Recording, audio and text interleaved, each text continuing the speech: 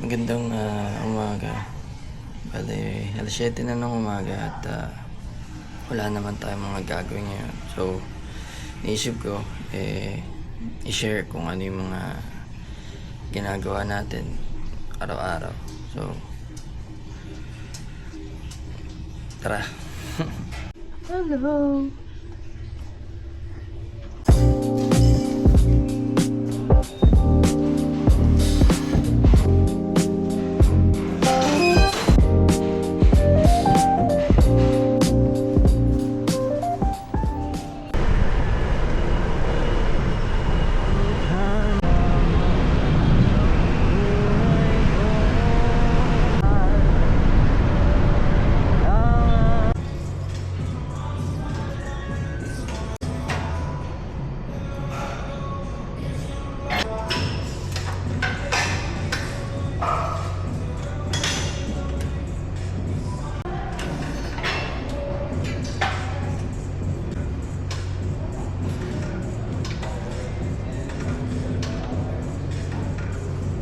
Nag-gym ako araw-araw, tapos medyo na-miss natin dahil kababalik lang natin galing probinsya.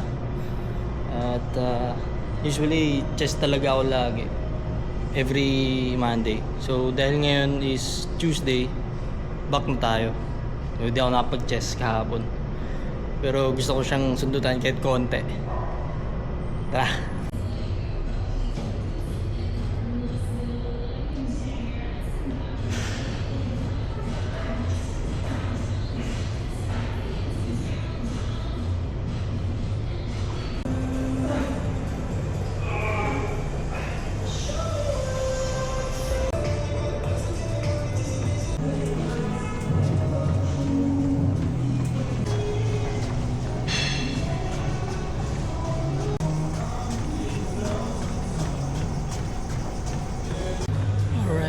We're done. Pasok na tayo ng shop. Mamaya may gagawin akong video, yung setup ng camera natin, para at least maging maganda yung audio natin parate. Let's go!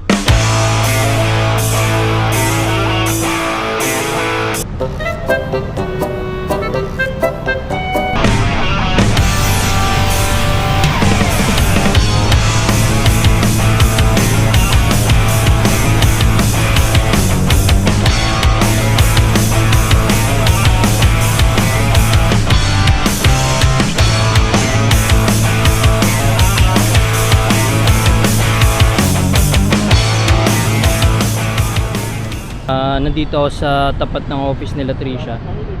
Sunduin ko na rin siya para sabay na rin kaming umuwi. So, waiting na lang ako sa kanya since late siya nakapasok kanina. Late ko siya natin. Maghihintay ako dito hanggang 7. So palabas na rin naman, malapit na. Yo tol, kamusta? Bale, kauwi lang namin. Kauwi ko lang galing tattoo shop. At gre-ready na rin kami para mamaya, kasi may laro kami mamaya, badminton. Laro-laro lang naman, so enjoy pa rin. Bigla lang akong gustong sabihin. Alam ko maraming dumaraan sa ganitong sitwasyon, yung tipong ang hirap at sakit, pero hindi mo nasasabi sa iba, pero araw-araw mo siyang dinadala. Kaya kung isa ka sa nasa sitwasyong ito, yung tipong pasuko ka na, gusto mo nang sumuko para sa mga bagay na ikakaganda ng buhay o pangarap mo, gusto ko lang sabihin tol, wag. May dahilan ng lahat kung bakit nandito ka at kung bakit mo pinagdadaanan ng mga to. Sabi nga ni Father Fidel, dadaan lang yan, lalagpasan lang din natin yan. Ibig sabihin, meron at meron kang matututunan anumang sitwasyon yan. Alam mo yung tipong sa sobrang sakit wala ka nang magagawa kundi ang umiyak. Tapos wala ka nang magagawa dahil hayaan mo na lang bumagsak yung sarili mo. Pero pagkatapos ng ilang segundong yon, wala kang ibang gagawin kundi tatayo ka na lang dahil kailangan mo magpatuloy sa buhay. Kaya tuloy lang nating laban, tol, at magtiwala sa kanya.